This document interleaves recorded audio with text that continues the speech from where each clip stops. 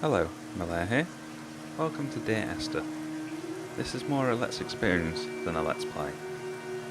The game we're playing, Dear Esther, was originally made by a studio called The Chinese Room when it was part of the University of Portsmouth.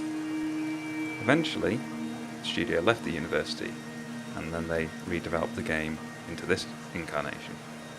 It's built on the Source engine, but it's a far cry from what you're used to with games like Half-Life and similar. It definitely falls into the category of art rather than entertainment. I'm hoping you'll enjoy it with me. It's split into 4 chapters, and each one will be an episode. So let's get going. Welcome to Dear Esther.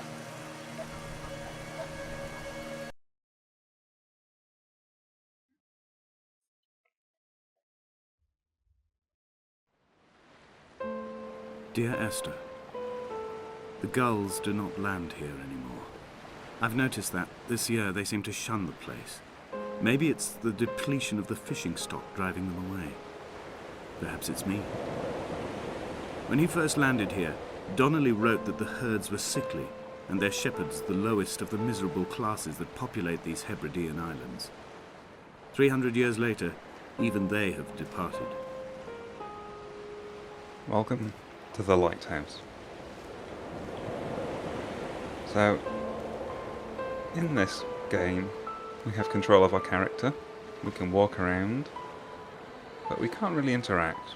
All we can do is look and explore and think. You see in the distance we have a tower blinking in the background, and eventually we'll end up there. So the game started and our narrator spoke about this island and a character called Donnelly. We'll have to figure out who Donnelly is. So we can explore the inside and a dilapidated old building on this island. And we can see ledgers and books and such lovely noises as we walk around. A pack of cards while people wait, a lantern, and some paint. And the spiral all the way to the top of the lighthouse, which sadly we can't go. And one of the first things we see here is this, and it's a chemical formula. I can't actually remember what it's a chemical formula for. It might be adrenaline. I don't know. We can hear the building creak around us. There really is a lot of environmental atmosphere. And a gull. I haven't seen a gull yet. Oh! He wasn't there before. Okay. That's the inside lighthouse. And what's in this outhouse?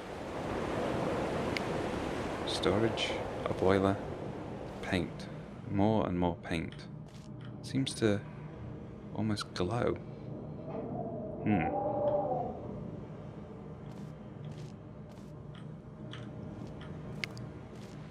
So, a typical lighthouse of our red, white stripes. You can hear the sea. We can see some rock formations out there. We're told this is a Hebridean island. So this is up in the north of Scotland.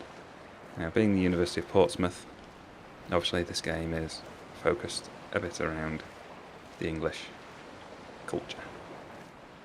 So we've got 2 choices. We can either go up or we can go down. I should tell you that this game changes ever so slightly through each replay. You get different text prompts and it helps create the story, and it's up to us to imagine what that story is. So, more paint cans along this way. Oh, and can we still get past? I can't remember if you can die in this game. I don't think so. As we say, it's about the experience. Donnelly reported the legend of the hermit, a holy man who sought solitude in its most pure form. Allegedly, he rode here from the mainland in a boat without a bottom, so all the creatures of the sea could rise at night to converse with him. How disappointed he must have been with their chatter. Perhaps now, when all that haunts the ocean is the rubbish dumped from the tankers, he'd find more peace. They say he threw his arms wide in a valley on the south side, and the cliff opened up to provide him shelter. They say he died of fever 116 years later. The shepherds left gifts for him at the mouth of the cave, but Donnelly records they never claimed to have seen him. I have visited the cave and I have left my gifts, but like them, I appear to be an unworthy subject of his solitude. So once again, this character Donnelly, we don't know who he is yet. And so we've come down into this cave, which we assume was the hermits. We can't actually get anywhere through here. It's eerie. With the wind blowing through, it gives me the chills. So more paint cans.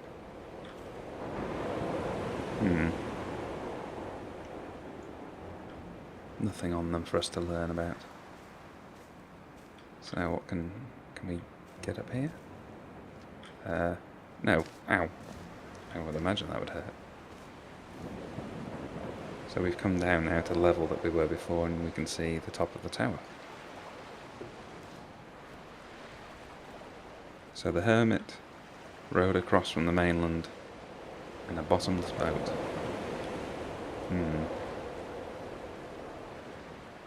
Let's continue. So just general detritus on the beach. A lobster cage, perhaps? Several lobster cages.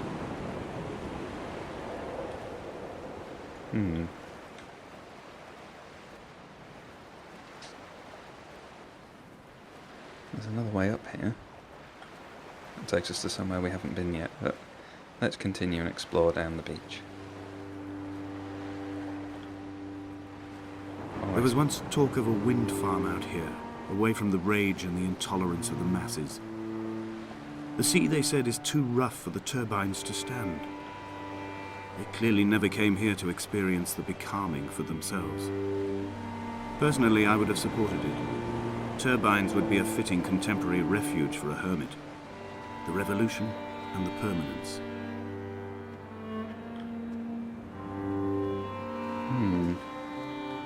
But wind turbines would spoil this lovely view. Though if we're the only person here, I doubt it matters.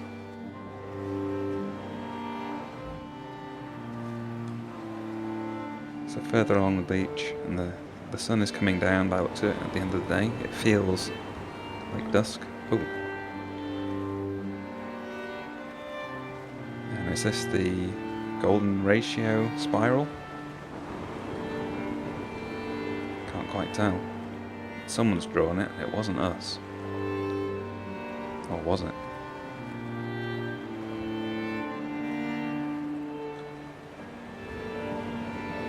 So through the rocks, and we can see some more spray coming up. It feels a bit more wild out here.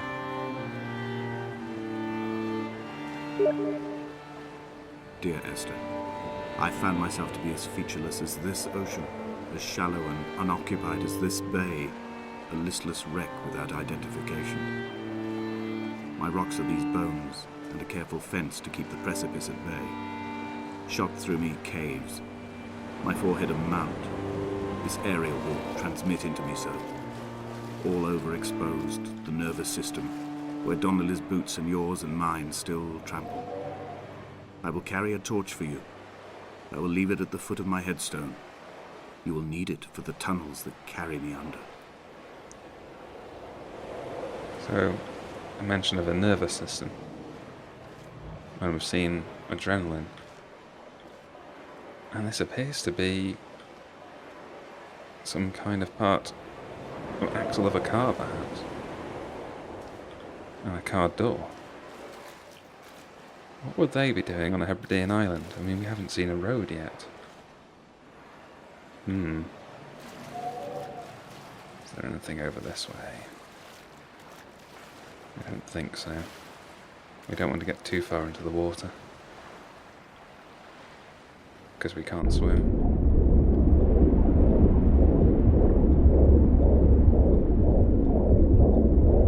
Come back.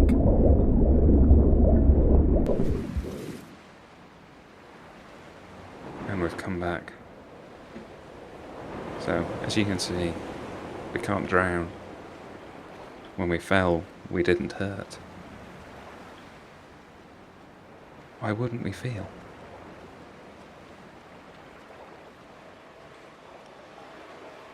So we've been mentioning the nervous system, we've seen adrenaline, and we've seen a car door. What could it mean? Let's see if we can go further up the hill.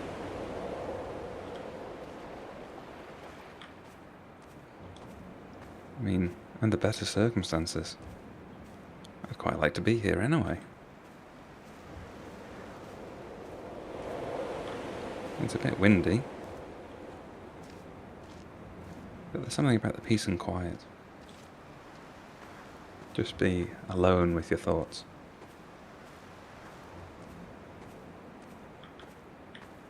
And the antenna, it's the one thing that seems out of place. I mean, I don't know. A lighthouse, which isn't in use, and an antenna which is still flashing. Donnelly's book had not been taken out from the library since 1974. I decided it would never be missed as I slipped it under my coat and avoided the librarian's gaze on the way out. If the subject matter is obscure, the writer's literary style is even more so. It is not the text of a stable or trustworthy reporter. Perhaps it is fitting that my only companion in these last days should be a stolen book written by a dying man. So who was Donnelly? He wrote a book. When someone had died or was dying, or was so ill they gave up what little hope they could sacrifice, they cut parallel lines into the cliff, exposing the white chalk beneath. You could see them from the mainland or the fishing boat, and know to send aid or impose a cordon of protection, and wait a generation until whatever pestilence stalked the cliff paths died along with its hosts. My lines are just for this, to keep any would-be rescuers at bay. The infection is not simply of the flesh.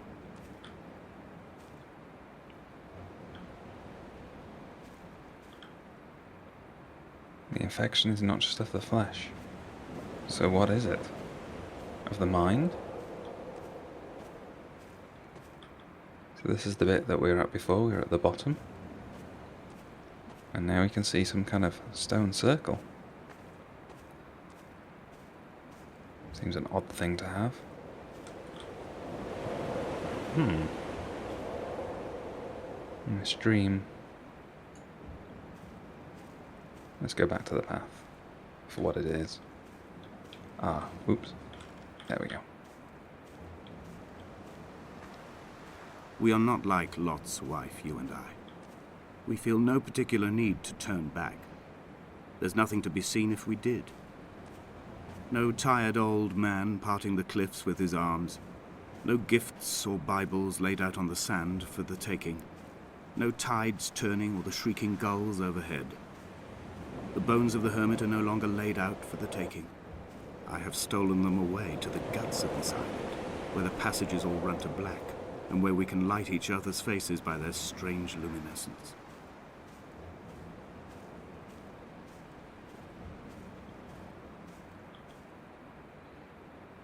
The passages are black and strange luminescence.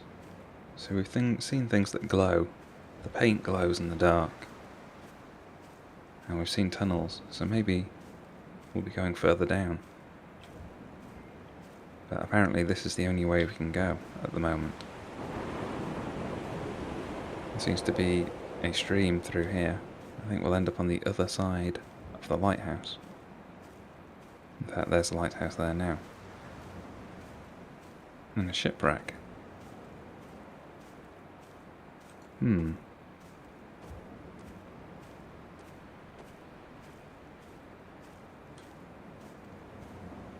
It looks like we're heading down to it, and a cave. So the lighthouse didn't work for that ship. Dear Esther, I met Paul. I made my own little pilgrimage. My Damascus, a small semi-detached on the outskirts of Wolverhampton.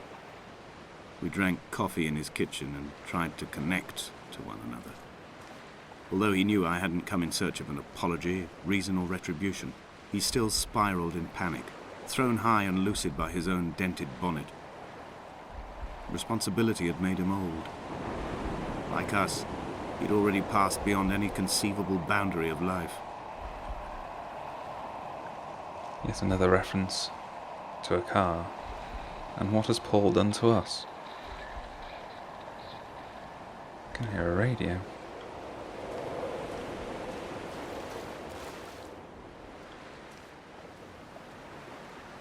Looks like we're going to head through the caves. Oh, we can go...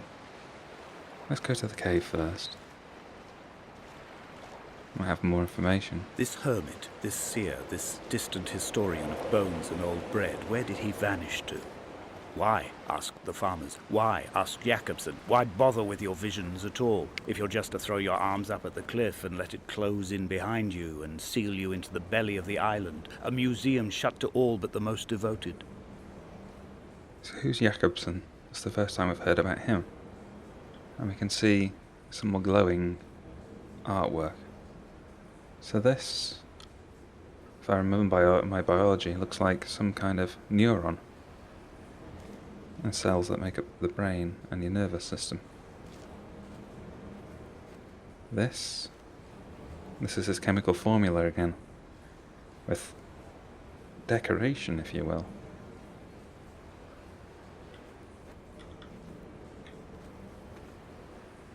I have no idea what that is.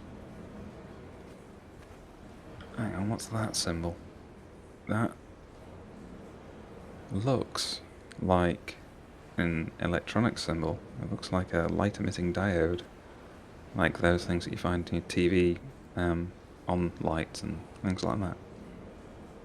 But there's nothing else there. This? Another neuron? Perhaps? Or a tree? Oh, we've got our clothes, I think. Trousers, shirt, tie, socks, 2 fish, some mouldy bread, and more paint. And a tree, or roots perhaps? Given the rest of the body, blood veins?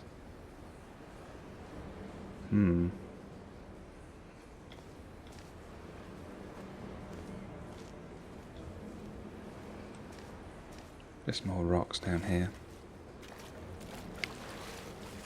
I think we should head out.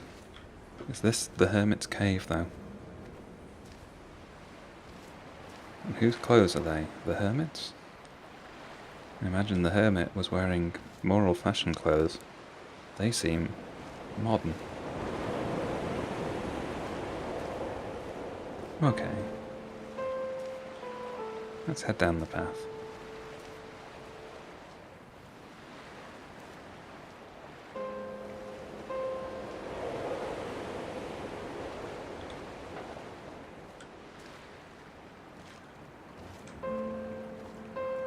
The sun hasn't moved, and this valley is framing the communications tower again.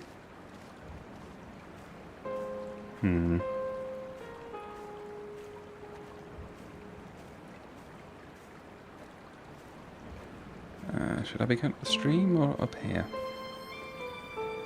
Maybe up here. No, they're one and the same. Are they? No. He still maintains he wasn't drunk, but tired. I can't make the judgment or the distinction anymore. I was drunk when I landed here, and tired too. I walked up the cliff path in near darkness and camped in the bay where the trawler lies beached. It was only at dawn that I saw the bothy and decided to make my temporary lodgings there. I was expecting just the aerial and a transmitter stashed in a weatherproof box somewhere on the mount. It had an air of uneasy permanence to it. Like all the other buildings here, erosion seems to have evaded it completely. He maintains he wasn't drunk, but tired. Not the hermit, but maybe Paul, who we went to see. I'm getting the distinct feeling that perhaps we're not really here.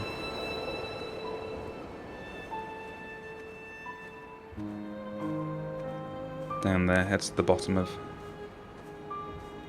where we were before, on the beach. What's the purpose of this stone arrangement, I wonder? Let's see if we can get up here and see anything else.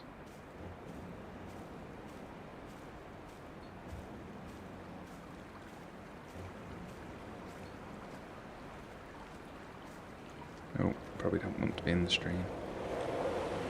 Can we get up?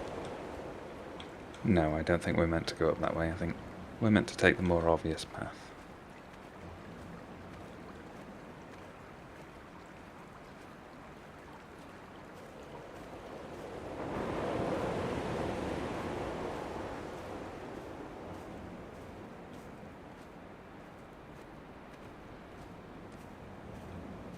Lovely sun glinting through.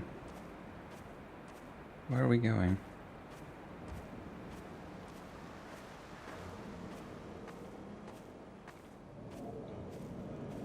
And from the sound of the sea, it's now just the sound of the wind.